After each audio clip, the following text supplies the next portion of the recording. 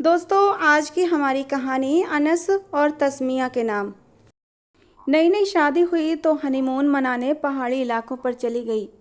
मैं अपने पति का हाथ थामे खूबसूरत वादियों का नज़ारा करते हुए पैदल ही चल रही थी कि चलते चलते हम लोग रास्ता भटक गए और एक कबीले में जा पहुँचे। कबीले वालों का कोई त्यौहार चल रहा था और अजीबोगरीब रस्में हो रही थीं। कबीले वालों ने जब नए दूल्हा दुल्हन को देखा तो एक दूसरे को इशारा करने लगे और फिर आगे जो भी हुआ था, हम दोनों की चीखें निकल गई थीं।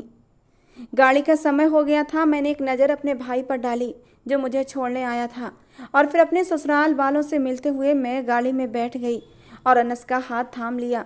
ये मेरी ज़िंदगी का सबसे खूबसूरत सफ़र होने वाला था क्योंकि मैं अपने महबूब हस्बैंड अनस के साथ हनीमून के लिए जा रही थी। हनीमून के नाम से ही मन में गुदगुदी होने लगती है। ये शादी के बाद पति पत्नी के बीच का वो खूबसूरत समय होता है जिसे वे सारी ज़िंदगी याद रखते हैं। मैं भी इस सफ़र का बहुत यादगार हिस्सा बनना चाहती थी, इसलिए मैंने झट से अपने बैग से मोबाइल निकाला और अपने हनीमून की पहली तस्वीर अनस के साथ गाड़ी में खींच ली। अनस भी मेरे कंधे पर सर टिकाकर मुस्कुरा दिया। बहुत ही खूबसूरत सेल्फी आई थी। मैंने मोबाइल बैग में डाला और अनस से कहा कि हम एक एक पल को न केवल एंजॉय करेंगे बल्कि मैं बहुत सारी तस्वीरें भी खींचूंगी। यही तस्वीरें तो यादगार होती हैं। मुझे तस्वीरें खींचने का बड़ा ही शौक था। अनस ने मुस्कुराकर मुझे अपने करीब कर लिया और कहने लगा कि हम सिर्फ तस्वीरें खींचने नहीं जा रहे बल्कि हनीमून पर और भी कुछ होता है। मैं उसकी बात सुनकर शर्मा गई थी। मैंने जल्दी से खुद को अनस से दूर किया क्योंकि गाड़ी में और भी यात्री थे। बस रवाना हुई थी। हमारी डेस्टिनेशन 3-4 जगहों की थी। हमने सारे पहाड़ी इलाकों को ही अपने लिए चुना था क्योंकि मुझे हमेशा से ही पहाड़ी इलाके बहुत पसंद थे। मैं शांत वातावरण में जाकर अपनी और अनस की ज़िंदगी का एक खूबसूरत दौर लिखना चाहती थी। अनस खिड़की से बाहर के नज़ारे देख रहा था। उसके हाथों में मेरा हाथ था और मैं मोबाइल फ़ोन में हमारी शादी की तस्वीरें देखने लगी थी। मेरी और अनस की ज़िंदगी में कभी ये मोड़ भी आएगा मैंने सोचा नहीं था। हम दोनों हमेशा से ही एक दूसरे के साथ थे। अनस कोई गैर नहीं था बल्कि मेरे पड़ोस में ही रहता था। मेरे और अनस के पापा में दोस्ती भी बहुत थी, लेकिन कभी मैंने सोचा नहीं था कि मुझे अनस से प्यार हो जाएगा और वो बड़ी आसानी से मेरा हमसफ़र भी बन जाएगा। आज से लगभग 2 साल पहले अनस ने अचानक ही एक दिन मुझे प्रपोज किया था। वो दिन मेरी ज़िंदगी का एक खूबसूरत दिन था। अनस बहुत ही खूबसूरत और हसीन मर्द था, बहुत ज़्यादा ख्याल रखने वाला भी था, इसीलिए मैंने उसी समय हाँ कह दी थी। और फिर जब ये बात बड़ों को पता चली तो हमारा रिश्ता भी तय हो गया। कोई रुकावट ना आई और हम दोनों शादी जैसे पवित्र रिश्ते में बंध गए थे। शादी के बाद मेरे सास ससुर ने खुद मुझे और अनस को हनीमून के लिए जाने के लिए कहा था और फिर मेरी पसंद से अनस ने पहाड़ी इलाकों को पसंद कर लिया था। अब हम दोनों एक दूसरे का हाथ थामे इस नए सफ़र पर चल पड़े थे, लेकिन कौन जानता था कि सफ़र का अंत कैसा होगा। पूरे 8 घंटे सफ़र के बाद हम उस होटल पर पहुंचे थे जहां हमें ठहरना था। पहाड़ों के बीच बना ये होटल अपनी खूबसूरती में बेमिसाल था। मैं तो इतनी हसीन जगह को देखकर दीवानी हो रही थी। मेरा बस चलता तो अभी घूमने फिरने निकल जाती, लेकिन अनस ने कह दिया था कि अभी हम आराम करेंगे और कल सुबह से घूमना फिरना शुरू करेंगे। हम काफ़ी लंबा सफ़र तय करके आए थे और फिर अंधेरा भी फैलने लगा था। अनस कहने लगा ये पहाड़ी इलाका है जहाँ अंधेरे में बाहर निकलना ठीक नहीं होता, और फिर वो मुझे ज़बरदस्ती होटल के अंदर ले आया। अनस ने एक बहुत ही शानदार कमरा बुक करवाया था। मैंने जैसे ही कमरे में जाकर खिड़की के पर्दे हटाए तो ये देखकर मेरी खुशी की सीमा न रही कि इन खिड़कियों से भी ऐसा ही नज़ारा देखने को मिल रहा था जैसा मुझे पसंद था। हरियाली और पहाड़ी इलाके नज़र आ रहे थे। मैंने अपने बैग से जल्दी जल्दी मोबाइल निकाला तो अनस ने मेरा हाथ पकड़ लिया और मेरा मोबाइल लेते हुए कहने लगा, बस करो तस्मिया, तुम्हारा तो तस्वीरें बनाने का शौक़ ही ख़त्म नहीं होता। रात हो रही है, तस्वीरें सुबह भी तो बन सकती हैं। ये कहकर अनस ने मुझे अपनी बाहों में जकड़ लिया और कहने लगा, हम यहाँ प्यार मोहब्बत के लिए आए हैं, तुम्हें तो बस तस्वीरों से ही फुर्सत नहीं मिलती। वो मेरी गर्दन पर अपने होंठ रखते हुए अपनी मोहब्बत का इजहार कर रहा था, जबकि मैं खिड़की के बाहर फैले उन नज़ारों को देख रही थी जहाँ सूरज धीरे धीरे डूब रहा था और ये नज़ारा बहुत ही ज़्यादा हसीन और दिल को लुभाने वाला था। मैंने अनस से खुद को छुड़ाया और कहा कि मैं बस एक तस्वीर खींचना चाहती हूँ। सूरज इन पहाड़ों के बीच डूबता हुआ कितना हसीन लग रहा है। मैंने जल्दी से अनस के हाथ से अपना मोबाइल छीना और तस्वीरें खींचने लगी। अनस कुछ देर तक मुझे देखता रहा, फिर कमरे से निकल गया। शायद वो मुझसे नाराज हो गया था, लेकिन मैं जानती थी कि मैं उसे कैसे मना सकती हूँ। कुछ ही देर बाद वो खाना लेकर कमरे में वापस लौटा था। रात का खाना सामने रखकर खामोशी से वो खाना खाने लगा, तो मैंने खाने की ट्रे साइड की और खुद अनस के करीब होकर बैठ गई और उसके गले में अपने बाजुओं का हार डाल दिया। मैं उसकी आंखों में झांकने लगी तो वो नाराजगी से मुझे देखने लगा। फिर कहने लगा, तुम हर खूबसूरत मौके को मोबाइल की नज़र कर देती हो। क्या तस्वीरें खींचने से ज़्यादा अच्छा ये नहीं कि हम इन खूबसूरत नज़ारों को अपनी आंखों से देखकर उनका मज़ा लें? तस्वीरें खींचने के चक्कर में तो तुम मुझे बिल्कुल भूल ही जाती हो। अनस ने हमेशा की तरह वही शिकायत की थी जो उसे मुझसे हमेशा रहती थी। हमारी शादी वाले दिन भी वो इसी बात पर मुझसे खफा था कि मैं तस्वीरें बनाने में लगी हुई थी और मैंने उसके साथ ज़्यादा देर वक्त नहीं गुजारा था, बल्कि मेरा ज़्यादा वक्त फोटोग्राफर और मेरी सहेलियों के बीच में गुजरा था। और अब भी वो यही शिकायत कर रहा था। मैंने अनस से कहा कि ये तस्वीरें ही तो यादगार के तौर पर होती हैं, बाद में हम इन्हीं पलों को याद करेंगे। वो कहने लगा कि बाद में याद करने से ज़्यादा अच्छा है कि अभी इन पलों का मज़ा लें। अगर इन खूबसूरत पलों में तुम और मैं एक दूसरे के करीब होते तो कितना अच्छा होता। वो अपने दिल की बात कह रहा था, जबकि मैं हंसने लगी। मेरी हंसी पर वो और भी चिढ़ गया था। फिर मैंने एक निवाला बनाकर अपने हाथों से उसके मुंह में डाला। मेरी इस हरकत पर उसका मिजाज थोड़ा ठीक हुआ था। फिर मैंने उसके गालों को चूमा और हम दोनों ने साथ में रात का खाना खाना शुरू कर दिया। खाना खाने के बाद जैसे ही मैं सोने के इरादे से बिस्तर पर लेटी थी तो अनस ने खींचकर मुझे अपनी बाहों में समेटा था। मेरे सोने के इरादे को भांपकर वो मुझसे फिर से नाराज होने लगा था। कहने लगा, तस्मिया ये क्या हरकत है, हम यहाँ सोने नहीं आए हैं। ये कहते कहते उसने मुझे और भी ज़ोर से भींच लिया था। मैंने कहा, अनस प्लीज़, आज मैं बहुत ज़्यादा थक गई हूँ, मैं सिर्फ सोना चाहती हूँ। लेकिन अनस कहाँ मानने वाला था। उस पर तो बस प्यार का नशा चढ़ा हुआ था। मेरे लाख मना करने के बावजूद भी उसने अपने प्यार की मोहर मेरे होंठों पर लगा दी थी और फिर मना करते करते मैं खुद भी उसकी मोहब्बत में डूबने लगी थी। बदले में मैंने भी अनस को प्यार कर लिया था। मेरे प्यार करते ही वो ज़ोर से खिलखिलाकर हंस पड़ा। कहने लगा, यार तस्मिया, तुम भी कमाल करती हो। अभी तुम्हारा मूड नहीं था और अभी एक ही पल में तुम पर भी मोहब्बत का नशा चढ़ ही गया। मैंने कहा, तुम रोमांटिक ही इतने हो तो क्या करूं? जरा देर में ही मेरे अंदर रोमांस भर देते हो। हम एक दूसरे में मदहोश हो चुके थे। सारी रात हम दोनों ने जागते हुए गुजार दी थी। वो मुझे सोने ही नहीं दे रहा था और फिर सुबह के समय नींद आई थी तो 9 बजे ही अनस उठकर बैठ गया। कहने लगा, चलो अब घूमने चलते हैं। मैं सोना चाहती थी लेकिन अनस के उठाने पर उठ गई थी। तैयार होकर अनस के साथ बाहर निकली और मैंने अपना मोबाइल फ़ोन भी याद से लिया था। हम दोनों चलते चलते उन पहाड़ी हिस्सों में निकल आए थे जो बहुत ही ज़्यादा खूबसूरत थे। मैं साथ ही साथ तस्वीरें भी बना रही थी, जबकि अनस मेरा हाथ पकड़े हुए था और मुझे किसी भी तरह आगे बढ़ने से रोक रहा था। एक जगह बहुत ही खूबसूरत सा नज़ारा था। हल्की सी ढलान थी लेकिन नीचे एक नदी बह रही थी। आसपास जंगल जैसा माहौल था। मैंने अनस से कहा, चलो नीचे उतरते हैं। मैं नदी के पास पत्थर पर बैठूंगी और तुम मेरी तस्वीरें खींचना। अनस ने मना किया और कहने लगा, ये बेशक हल्की सी ढलान लगती है लेकिन मुझे ये बहुत ही गहरी खाई जैसी लग रही है। ऐसा ना हो कि हम नीचे जाकर फंस जाएं और वापस ऊपर आना मुश्किल हो जाए। और वैसे भी इस जगह पर ज़्यादा पर्यटक नहीं हैं। हमें ऐसी जगहों पर नहीं जाना चाहिए जहां कम लोग हों, क्योंकि ये अनजान जगह है, यहाँ कोई भी हादसा हो सकता है। और फिर इन जगहों पर जंगली जानवर जैसे भेड़िया वगैरह भी हो सकते हैं। अनस की बात पर मैं हंस पड़ी थी। मैंने कहा, अगर ऐसी बात होती तो होटल वाले यहाँ इतना बड़ा रिसोर्ट न बनाते। चलो ना नीचे उतरते हैं।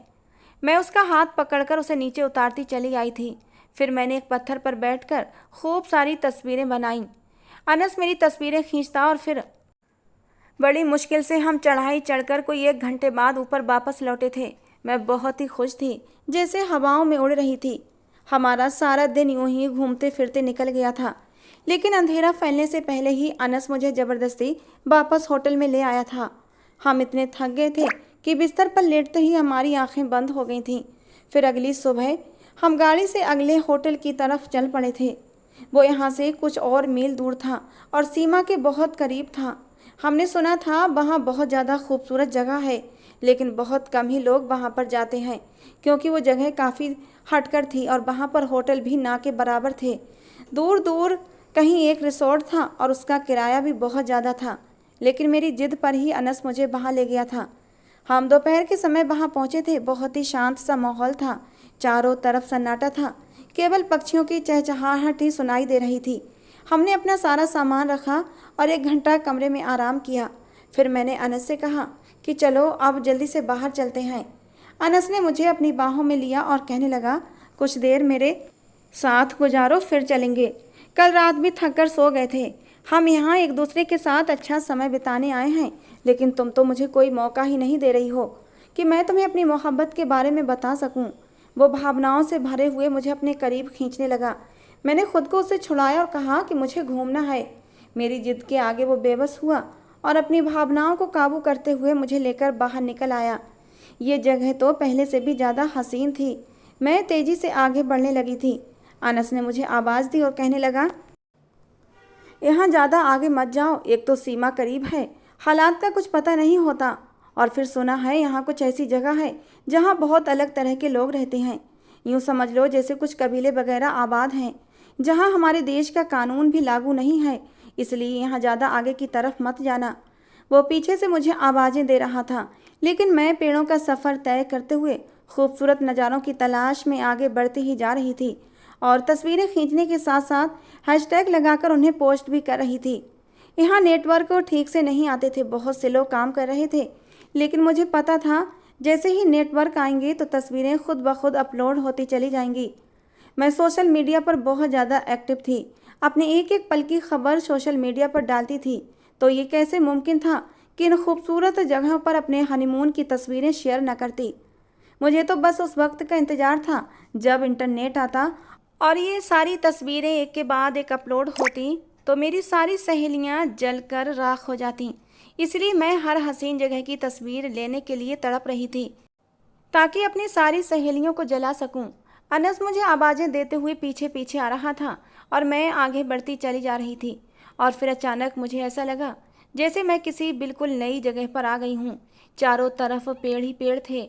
अनस मेरे पीछे था, लेकिन समझ नहीं आ रहा था कि मैं किस तरफ से आई थी और आगे कहाँ जाना है। मैंने जल्दी से पलटकर अनस की तरफ देखा। मेरे चेहरे पर अब घबराहट थी, वो भी गुस्से में था। कहने लगा, मैंने तुम्हें मना भी किया था कि आगे मत जाओ, कब से तुम्हें आवाज़ें दे रहा हूँ, चलो अब वापस चलें। वो मेरा हाथ पकड़कर मुझे वापसी के रास्ते पर लेकर जाने लगा, लेकिन कुछ ही दूर चलकर हमें एहसास हुआ कि ये वो रास्ता नहीं जहाँ से हम आए थे। अनस एकदम से रुक गया और यहाँ वहाँ देखने लगा। चारों तरफ जंगल थे। अनस ने मेरे हाथ से मोबाइल लेकर सिग्नल तलाशने चाहे, लेकिन यहाँ ना ही मोबाइल के नेटवर्क थे और ना ही इंटरनेट, किसी तरह का कोई भी सिग्नल नहीं था। वो भी परेशान हो गया, मुझे आवाज़ें देते देते और मेरे पीछे आते आते। शायद उसने भी रास्ते पर ध्यान नहीं दिया था। धीरे धीरे शाम का वक्त हो रहा था। वो कहने लगे, याद करो हम किस रास्ते से आए थे। वो खुद भी रास्ता तलाश कर रहा था और फिर हमें एक तरफ देखकर ऐसा लगा कि शायद हम उधर से आए थे। हम दोनों एक दूसरे का हाथ पकड़कर उसी रास्ते पर चलने लगे, लेकिन कुछ ही दूर जाकर हमें एहसास हुआ कि ये वो रास्ता नहीं, बल्कि यहाँ तो हमें ऐसा लग रहा था जैसे हम और भी जंगल में आगे की तरफ निकल आए थे। अनस का मिजाज एकदम बिगड़ गया था।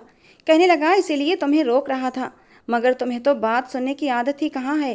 तुम्हारी तस्वीरों के शौक ने देखो हमें कहाँ फंसा दिया है। देखो सूरज नीचे आ रहा है, अगर अंधेरा हो गया तो क्या होगा। वो बहुत ज़्यादा डर रहा था और इसीलिए मुझे डांट रहा था। मैं खुद भी परेशान हो गई थी। मैंने उससे माफ़ी मांगी। मैंने कहा, अनस गलती हो गई मुझसे, अब रास्ता तलाशते हैं ना, गुस्सा करने से क्या होगा। मैंने अनस को ठंडा करने की कोशिश की। मुझे परेशान देखकर वो भी शांत हो गया था।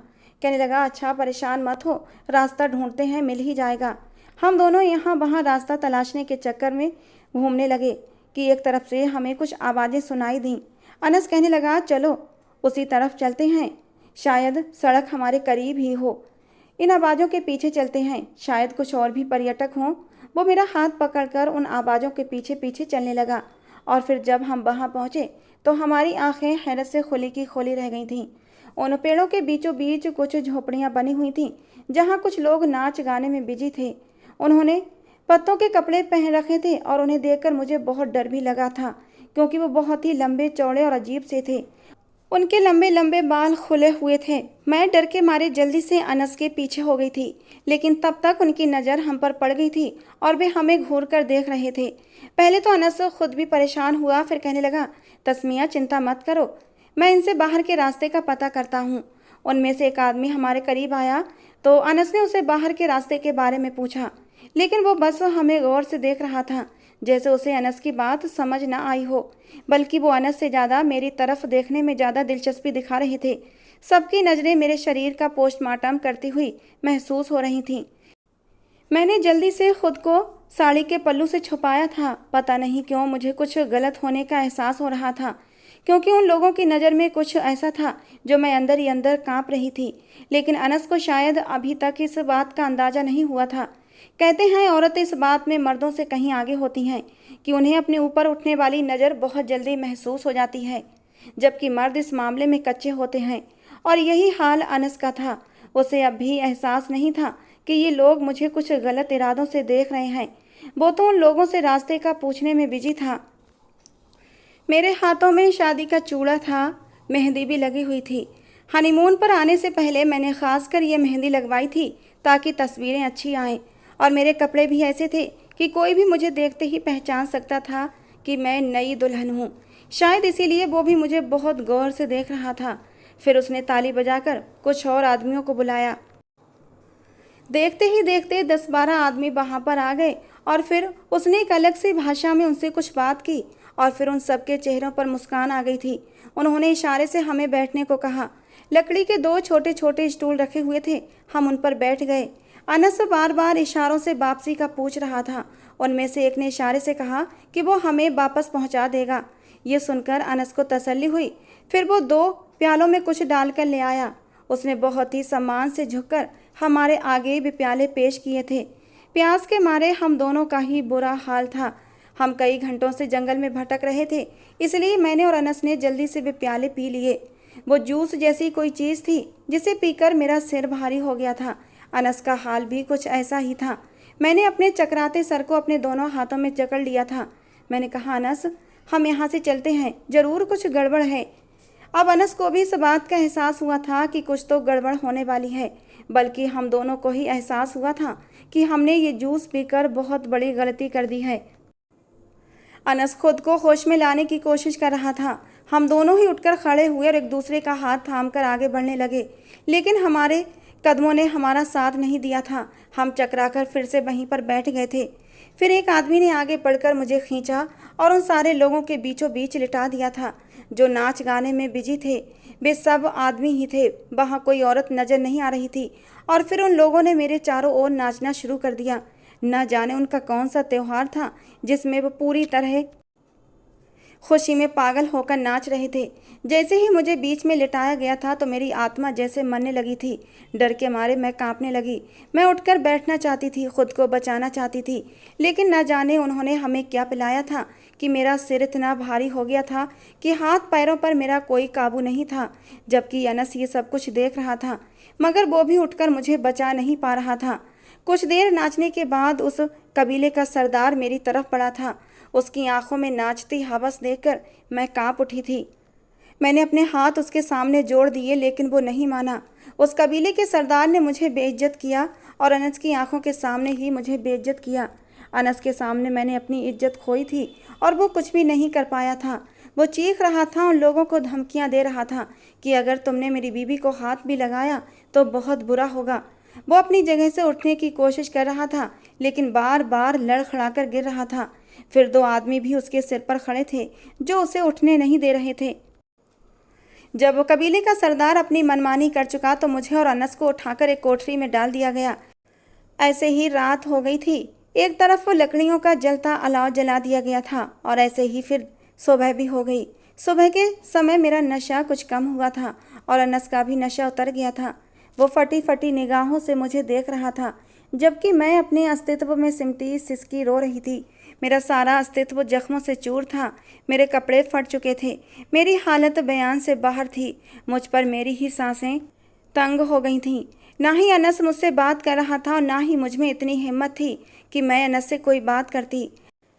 हम दोनों ही एक दूसरे से नज़रें चुराए बैठे थे। हालांकि हम दोनों ही अपनी किस्मत पर रो रहे थे। अनस की आंखें भी गम और गुस्से से लाल हो रही थीं। वो किस दर्द से गुजर रहा था मैं अच्छी तरह महसूस कर सकती थी। लेकिन इस वक्त मैं खुद ही गमों से चूर थी। मैं उसे क्या तसल्ली देती। मेरा तो सब कुछ ही ख़त्म हो गया था। लेकिन फिर भी मैंने हिम्मत करके अनस से कहा कि अनस, प्लीज़ यहाँ से निकलने की कोशिश करो। ये दरिंदे लोग हैं, ये रोज़ मुझे ऐसे ही अपनी हवस का निशाना बनाएंगे। मैं नहीं सह सकती अनस, मैं मर जाऊंगी। मैं अनस के कदमों में बैठ गई थी। अनस ने मुझे जख्मी नज़रों से देखा। मैंने जो अनस के कंधे पर हाथ रखा था, उसने मेरा हाथ अपने कंधे से झटक दिया। मैं फटी फटी आंखों से उसे देख रही थी, लेकिन बोली कुछ नहीं थी, क्योंकि हालात ऐसे नहीं थे कि मैं उससे कोई सवाल या बहस करती। अनस उठकर कोठरी में टहलने लगा था। तभी हमें दीवार एक ऐसी नज़र आई जिसमें हल्की सी दरार थी। दीवार को वहां से तोड़कर निकलना हमारे लिए आसान हो सकता था, लेकिन अभी फ़िलहाल जाना मुमकिन नहीं था, क्योंकि दिन का समय था और अगर कोई हमें कबीले वाला देख लेता तो हमें निकलने नहीं देता। अनस ने मुझसे कहा कि तुम बेहोश होने का नाटक करो, बाकी मैं संभाल लूँगा। और मैंने ऐसा ही किया। मैंने बेहोश होने का नाटक किया। वो लोग मुझे होश में लाने का तरह तरह का इलाज करते रहे, लेकिन मैं होश में आने का नाम नहीं ले रही थी। ऐसे ही करते करते रात हो गई थी और फिर से मेरे कमरे में 4 आदमी आए थे। उन चारों की आंखों में भी वही चमक थी जो मैंने पिछली रात सरदार की आंखों में देखी थी। उन पर वही जुनून सवार था जो मैंने पिछली रात कबीले के सरदार का सहा था।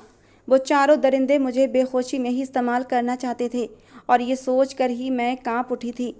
कुछ सोचकर अनस उन आदमियों के पास गया। फिर इशारों में उन आदमियों को समझाने लगा कि तुम एक एक करके कमरे में आओ। ये लड़की बहुत कमज़ोर हो चुकी है। अगर तुम चारों एक ही बार में आओगे तो ये मर जाएगी। उन लोगों को ये बात समझ आ गई थी और उनमें से 3 बाहर चले गए थे। जो आदमी कमरे में रह गया था उसने कोठरी का दरवाज़ा अंदर से बंद कर लिया और मेरी तरफ बढ़ने लगा। उसे अनस से कोई डर नहीं था, क्योंकि उसे लगा था कि अनस ने खुद ही अब उन लोगों को सब कुछ करने की अनुमति दे दी है। हमारे पास बस यही एक मौका था। मैं जल्दी से उठकर बैठ गई थी और अनस ने भी बिजली की सी फुर्ती से उस आदमी पर हमला कर दिया था। सबसे पहले उसके मुंह में कपड़ा भर दिया था जिससे कि वो चीख न पाए, और उसके हाथ पैर बांध कर उसे कोठरी में ही छोड़ा और जल्दी जल्दी मैं और अनस उस दीवार को तोड़ने की कोशिश करने लगे। दीवार में पहले से ही दरार थी, कमज़ोर भी थी, तो 2-3 धक्के के बाद ही दीवार इतनी तो टूट गई थी कि हम वहाँ से आसानी से निकल जाते। मैं और अनस वहाँ से बाहर निकले। हमारे पीछे किसी के आने का सवाल ही पैदा नहीं होता था, क्योंकि सबके जानने में जो आदमी मेरे साथ अंदर कमरे में मौजूद था उसे कम से कम आधा घंटा तो लगना ही था, और इस आधे घंटे में हमने मेन रोड तक पहुँचना था। और हमारी किस्मत अच्छी थी कि जल्दी ही हमें मेन रोड दिखाई दे गया था। मेरे लिए तो एक एक कदम बहुत भारी था। मैं गिरती पड़ती लड़खड़ाती वापस सड़क तक पहुंची थी। अनस ने अपना कोट उतार कर मुझे पहनाया और बड़ी मुश्किल से वो मुझे लेकर होटल में पहुंचा था। होटल वाले हमें देखकर बहुत ज़्यादा हैरान थे, लेकिन मेरी हालत ने उन पर सारा राज खोल दिया था। एक वेटर हमारे करीब आ गया और कहने लगा, साहब जी, हम कल से आपके लिए बहुत परेशान थे। आप लोग पूरी रात वापस नहीं लौटे। हमें लग रहा था कि आप लोग कहीं गुम ना हो गए हो। हमने आपकी बहुत तलाश करवाई, लेकिन आप कहीं नहीं मिले। फिर वो पूछने लगा, आप कहाँ थे? लेकिन मेरी हालत की वजह से अनस ने उसे कुछ जवाब नहीं दिया, बल्कि मुझे कमरे तक ले आया और फिर बिस्तर पर बैठकर बुरी तरह रोने लगा, जैसे कोई बच्चा रोता है। मैं भी उसके कदमों में बैठकर रो रही थी। अनस ने एक नज़र मेरी तरफ डाली और कहने लगा, ये सब कुछ तुम्हारी वजह से हुआ है। तुम्हारी तस्वीरें खींचने के शौक़ ने हमें एक आग में झोंक दिया है। अब हम कैसे एक साथ गुजारा करेंगे? मुमकिन ही नहीं है कि मैं वो पल भूल जाऊं जो मैंने खुद अपनी आंखों से देखे हैं। जब जब मैं तुम्हें अपनी बाहों में भरूंगा तो वो पल मेरा कलेजा चीर कर रख देंगे। जो रात गुजर चुकी है उसे भूलना मुमकिन नहीं है। काश वो सब कुछ देखने से पहले मैं मर गया होता, मेरी आंखें फूट गई होती। तुम नहीं समझ सकती कि मैं किस दर्द से गुजर रहा हूँ। अपना सामान बांधो और वापस चलो। मैं अब और तुम्हारे साथ नहीं रह सकता। अनस की बातों ने मेरे होश उड़ा दिए थे। मैं तो पहले से ही बुरी तरह बिखरी हुई थी। बजाय इसके कि वो मुझे सहेजता, उसने मुझे छोड़ने की बात की थी। मैंने उसकी बहुत मिन्नतें की, लेकिन वो पत्थर बन गया था। मैंने कहा, अनस ऐसा मत करो। जो कुछ मेरे साथ हुआ है मेरी मर्जी से नहीं हुआ है। इसे एक बुरा सपना समझकर भूल जाओ। हम अपनी ज़िंदगी को फिर से शुरू करेंगे। सब कुछ भूल कर एक नई शुरुआत करेंगे। मैं अब भी तुम्हारी हूँ अनस। हमारी मोहब्बत दो आत्माओं का मिलन है, शरीर का नहीं। और मेरी आत्मा, मेरा दिल, सब तुम्हारा है। लेकिन उसने मुझे खुद से दूर झटक दिया। मैं लड़खड़ाकर बेड पर जाकर गिरी थी। हमने अपना सामान पैक किया और बिल्कुल खामोशी से सारा रास्ता तय किया था। मेरा हाल इतना ख़राब था कि मुझे देखकर कोई भी मेरी गुजरी हुई यातना को पहचान सकता था। यहाँ तक कि मेरे चेहरे पर भी जख्मों के निशान थे। मैं अपना चेहरा छुपाए, अपने अस्तित्व को ढांपे वापस अपने ससुराल पहुँची थी। अनस ने खुद को कमरे में बंद कर लिया था, जबकि मैं अपने सास ससुर के आगे फूट फूट कर रो पड़ी थी। मैंने उन्हें सब कुछ सच बता दिया था, और फिर ना ही मेरे सास ससुर मुझे स्वीकार करने को राजी थे और ना ही अनस मुझसे बात करना चाहता था। वो पूरी रात मेरी रोते हुए गुजरी थी। कबीले के सरदार के साथ बिताई गई रात से भी भारी थी ये रात, क्योंकि उस दिन मेरी इज्जत की अर्थी निकली थी। लेकिन आज तो मेरा मान, मेरी मोहब्बत, मेरा गुरूर सब कुछ चकनाचूर हो गया था। मुझे अनस की मोहब्बत पर बड़ा ही विश्वास था कि इतना सब कुछ होने पर भी अनस मेरा साथ नहीं छोड़ेगा। लेकिन उसने एक पल में ही सब कुछ ख़त्म कर दिया था। उसने मुझे हुक्म सुना दिया था कि मैं उसकी ज़िंदगी से हमेशा हमेशा के लिए निकल जाऊं। मैं वापस अपने घर आ गई थी। मेरे माँ बाप मेरी हालत पर बहुत परेशान थे। मैं खुद को हर वक्त कमरे में बंद रखती थी। इसी तरह 3 महीने गुजर गए थे और फिर एक दिन अचानक मेरे भाई ने मुझे बताया कि मेरी तस्वीरें सोशल मीडिया पर अपलोड हो गई हैं। ये सुनकर मैं हैरान हुई और जब मैंने देखा तो ये वही तस्वीरें थीं जो मैंने जंगल में ली थीं। वे सभी तस्वीरें जिन्हें मैंने यादगार कहकर खींचा था अब अपलोड हो चुकी थीं। शायद मेरा फ़ोन किसी के हाथ लग गया था और वो किसी ऐसी जगह पहुंच गया था जहां सिग्नल थे। इसी कारण कई महीनों की रुकी हुई अपलोडिंग खुद ब खुद शुरू हो गई थी और एक के बाद एक सारी ही तस्वीरें मेरे फेसबुक अकाउंट और इंस्टा पर आ गई थीं, जिन्हें देखकर मेरे अतीत का हर जख्म फिर से ताज़ा हो गया था। मैं ऐसे ही रोती रही। धीरे धीरे करके पूरे 6 महीने गुजर चुके थे और इन 6 महीनों में मैंने खुद को काफ़ी हद तक संभाल लिया था। और फिर मैंने सुना कि अनस ने दूसरी शादी कर ली है अपनी ही ऑफिस कलीग से। ये खबर सुनकर मेरे चेहरे पर एक जख्मी सी मुस्कुराहट फैल गई थी कि इतनी कमज़ोर थी अनस की मोहब्बत कि इतनी जल्दी उसके दिल से मेरी मोहब्बत उतर गई थी।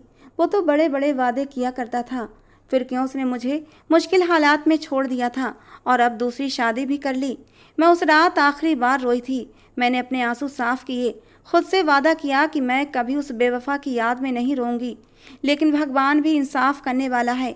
अनस अपनी नई नवेली दुल्हन को विदा कराकर अपने घर ला रहा था कि रास्ते में ही उनकी गाड़ी का एक्सीडेंट हो गया। उसकी दुल्हन ने मौके पर ही दम तोड़ दिया था, जबकि अनस की एक टांग में बुरी तरह फ्रैक्चर हुआ था। कुछ दिन तक अनस अस्पताल में रहा। फिर डॉक्टर ने उसके पैर में स्टील की रॉड डाल दी और कहा, अब अनस पूरी ज़िंदगी लंगड़ा कर ही चलेगा, वो कभी नॉर्मल नहीं चल सकता। इस सारे समय में मैं एक बार भी अनस को देखने नहीं गई थी। मैंने अपने दिल पर पत्थर रख लिया था। हालांकि मेरा दिल भी रो रहा था, तड़प रहा था। भले ही अनस ने मेरे साथ बेवफाई की थी, मुझे छोड़ दिया था, लेकिन मैं अब भी उसकी मोहब्बत को दिल से निकाल नहीं पाई थी।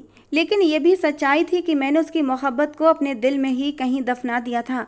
मैं अनस की शक्ल देखकर दोबारा से अपनी मोहब्बत को जिंदा करना नहीं चाहती थी। फिर एक शाम अनस मुझसे मिलने चला आया। उसकी हालत बहुत ही उजड़ी हुई लग रही थी, आंखें भी लाल हो रही थीं। ऐसा लगता था जैसे वो बरसों से सोया नहीं है। उसे देखकर मेरा दिल मेरे सीने में सिकुड़ सा गया था। लेकिन मैं अनस से नाराज़ थी, बहुत ज़्यादा नाराज़। मैंने उसकी तरफ से पीठ मोड़ ली। वो मेरे कदमों में आकर बैठ गया और रोने लगा। मुझसे कहने लगा, वापस चलो, मुझे एहसास है कि मैंने तुम्हारे साथ बड़ी ज़्यादती की है। तुम तो खुद उस वक्त जख्मों से चूर थीं। मुझे तुम्हारे जख्मों पर दवा लगाने का काम करना था, लेकिन मैंने तो उन पर नमक छिड़क कर तुम्हें और भी तकलीफ़ दे दी। तुम्हें संभालने और सहारा देने की बजाय तुम्हें बेसहारा छोड़ दिया। लेकिन तुम्हारे जाने के बाद मैं बुरी तरह टूट कर बिखर गया था। शायद धीरे धीरे मेरी रूह पर लगे जख्म भर भी जाते तो मैं तुम्हें वापस भी ले जाता, लेकिन मेरी माँ ने मुझे ऐसा करने से रोक दिया था। उन्होंने मुझे कहा था कि वो लड़की अब दागदार हो चुकी है, हमारे घर की बहू बनने के लायक नहीं है। मैं तुम्हारे लिए एक बहुत ही अच्छी सी लड़की लेकर आऊँगी। मैंने माँ को मना भी किया था कि मैं शादी नहीं करना चाहता, लेकिन उन्होंने ज़बरदस्ती अपनी कसम देकर मुझे शादी के लिए राज़ी किया। लेकिन देखो खुदा ने कैसा जुल्म किया है। वो लड़की भी मेरी ज़िंदगी में आने से पहले ही मुझे छोड़कर चली गई और खुदा ने मुझे इस दोराहे पर लाकर खड़ा कर दिया कि अब ये तन्हाई काट खाने को दौड़ती है। काश उस एक्सीडेंट में मैं भी मर जाता। मैं बहुत बुरा हूँ। मैंने मुश्किल वक्त में तुम्हें अकेला छोड़ा है। मैं आज तुम्हें लेने आया हूँ। मैंने आज वो सारी तस्वीरें देखी हैं जो हमारे साथ गुजरे वक्त की निशानी है। मुझे एहसास हुआ है कि जो कुछ भी हुआ उसमें तुम्हारी भी गलती नहीं थी, बस वो वक्त ही गलत था। लेकिन मैंने अनस का हाथ झटक दिया और उसके साथ जाने से इनकार कर दिया। मुझ में अब इतनी हिम्मत नहीं थी कि मैं दोबारा अनस के साथ नई ज़िंदगी शुरू करती। जब उसे मेरा साथ देना चाहिए था, जब मुझे उसकी ज़रूरत थी, तब वो मेरा नहीं हुआ था, तो अब मैं कैसे उस पर भरोसा करती। मैंने अनस से कह दिया कि मैं अब इस रिश्ते से आज़ादी चाहती हूँ।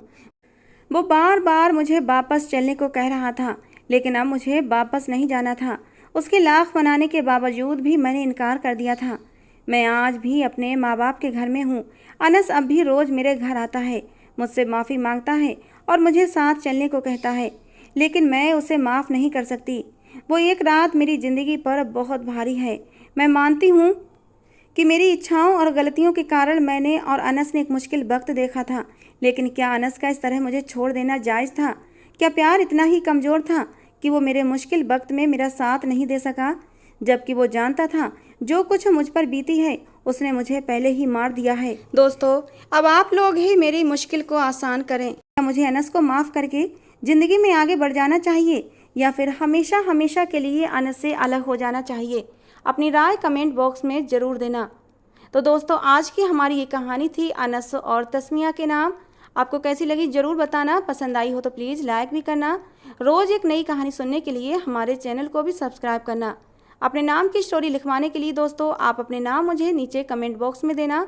मैं आप लोगों के नाम की स्टोरी भी लेकर ज़रूर आऊँगी।